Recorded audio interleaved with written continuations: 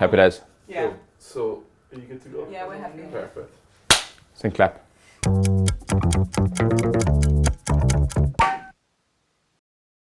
When I mention the World Cup, what springs to mind? When you mention Rugby World Cup, for me, 2023 is definitely going to be the most tightly contested one we have ever seen. 2019, there was a lot of teams sort of pushing it. You almost felt that New Zealand, were the favourites. This time around, literally the top 5 or 6 teams in the world on their day, if they go well for a 6-7 week period, have the ability and opportunity to win it. New Zealand have just been there and thereabouts, and to write them off would be at your own peril. South Africa, as the current holders, have shown glimpses of something that really excites me towards the end of last year. So, too tough to call. If you mention Rugby World Cup, would be my direct answer. Just thinking about sort of your own fond memories from 2007 World Cup, like things that come to mind. So reflecting on Rugby World Cup 2007, obviously a very special time for me as an individual, for me as a team.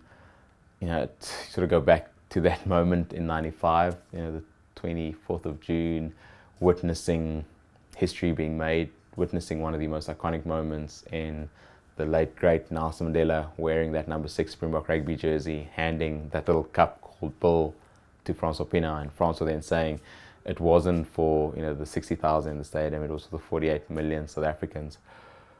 Like, inspired me to take up the game rugby. You then fast forward 12 years and you're getting to play in a World Cup final, equal the great John Loma's record of number of tries scored in a single tournament. And it literally is pinch your moment stuff as an athlete. You always got to ask, what's it like, winning a World Cup, and when the final whistle goes, and looking at or reflecting on that 2007, like the final whistle, like it's almost a sense of relief, like this massive weight is lifted off your shoulders, a weight that you've carried for a very long time, with pressure, with like ups and downs, highs and lows, volatility, camaraderie, team spirit.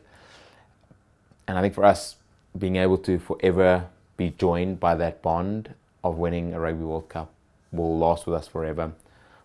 But none of us actually realized the impact that we were having. And I was on a very different side of the fence in 1995 to then win a Rugby World Cup, and we were unfortunately outside of South African shores, so the first team to win it outside of our borders, but then to take it back and be on the other side of the coin then, and go back to South Africa and firsthand see the impact that sport can play in uniting, bringing people together, but more importantly giving people hope, was something that no silverware, no win bonus, no amount of money could actually replicate. For us, we went through the whole country, but I think specifically going through the Eastern Cape and on the open top bus, having that cup with us and seeing young Black African kids in the rural townships running to get a glimpse of the heroes, to get a glimpse of the trophy of the bus, but really to get a glimpse of hope, was something that made me realize the profound impact and opportunity that athletes have to use their platform to bring about a tangible change in people's lives and instill hope. And you almost feel that if a person or a young child loses hope, they lose everything. And for me, all the sacrifice, all the dedication, all the support I had from my family and friends and loved ones was incredible. I can never be grateful enough for that. But seeing the joy on people's faces by that bit of hope that we were able to instill is something that makes each and every bit of highs and lows, ups and downs, sacrifice so worth it. And I think taking that in and experiencing it firsthand lets you truly want to continue allowing your platform to be used as a tool that creates social change. And yeah, that was pretty special. Nice. And do you think South Africa are maybe like going under the radar a little bit with what's going on in the Northern Hemisphere, and what are your thoughts on South Africa's chances? My thoughts on South Africa's chances, they in themselves have outrightly said they were disappointed what happened in 2022, and rightly so. Results didn't always go their way. The losses to Ireland and France were unfortunately gut-wrenching. A lot of things off the field that contributed potentially to certain elements of the Springboks' poor run of results, even though, in my opinion, what I saw in Dublin and in Marseille towards the end of last year was very exciting. An attacking style of rugby that I haven't seen the Springboks play for quite a long time. We obviously have a number of players, playing outside of South African shores. The teams are now playing in a Heineken Cup Champions competition, and they're playing, in the URC, which is very different, from the previous Rugby World Cup cycle. So having that international exposure, particularly against the Northern Hemisphere sides, both from a URC as well as a Heineken Champions Cup perspective, excites me over and above what I was being able to see, what was happening on the pitch against France and Ireland, particularly last year, and then obviously ending the year off well. So I'm happy that they're going under the radar. I think that seeing particularly some of the individuals and the standard and level they're playing at the moment with experience, not throwing aside, but the likes of Siya Kolisi, the captain, Eben Etzebeth, Makazole Mapimpi. You got some brilliant play in the Northern Hemisphere from Handré Pollard, Cobus Reinach, Jasper Visser. Dwayne Vermeulen's going really well for Ulster as well. So there's an element of excitement, the Stormers with the likes of Frans Malherbe, Steven Kitshoff, and then there's a dabbling of absolute stardust in Japan that's also going very under the radar. So I'm pretty happy with where they're at. I think we've all seen Rassie Rasmussen and Jacques Nienaber play a very tactical chess game on various elements: media, structure, engagement with fans, public, opposition supporters, and has potentially rattled a few feathers, rightly or wrongly, but that means that they sort of going very nicely under the radar for what could hopefully be a tournament where South Africa could potentially go on and make history, becoming the first South African side to go back-to-back. We tried it in 2011, failed abysmally, getting knocked out in the quarterfinals. Not only that, if they do then achieve this historic opportunity, they could overtake New Zealand in the number of tournaments actually won. And I'm not quite sure, if we're going to go back to 1987 when South Africa didn't play for various reasons, would we be in the lead right now? I don't know. But that being said, I know they'll be fully focused for that very first game, and then be taking it game for game. So looking forward to see how 2023 pans out for the South African team. And Siya Kolisi led his nation in 2019 with 4 more years of experience. What do you think he'll bring a new dimension to his game for the World Cup? Siya Kolisi himself created history back in 2018, becoming the first Black African to captain his country against England. A year later, become the first Black African to lift the Rugby World Cup as captain of his country. Was inspirational, and he has rightly so become an international global star. Not only that, what he's been doing on the field, off the field during COVID, what him and his wife Rachel Kolisi were doing with the Kolisi Foundation in really giving back phenomenally well. I think Siya drove something like a couple of 1,000 kilometers in a period where a lot of people were trying to do well and play their part in giving back, but Siya physically put that into action, which was brilliant to see, and it inspired a lot of us. So inspirational on the field, inspirational off the field, a global superstar for the right reasons.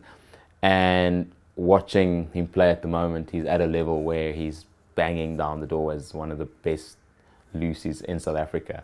So no question about if he even deserves to be in the team. He's first name on the team sheet if you think of that. So he's going to play a really important part in South Africa's chances of going on to become successful in Rugby World Cup 2023, and that means that he'll pride himself firstly on the ability he has as a rugby player to contribute on the field to a success. He just doesn't want to be someone filling the numbers, and I've been admirably surprised at the level and standard that he's put to the fore over the last couple of weeks and months, which hopefully means that when he wears that green and gold jersey over the head, he becomes a superhuman once again. And Paris as a sporting venue, you had some great sporting success in Paris. Can you just reflect on that as Paris as a sporting city?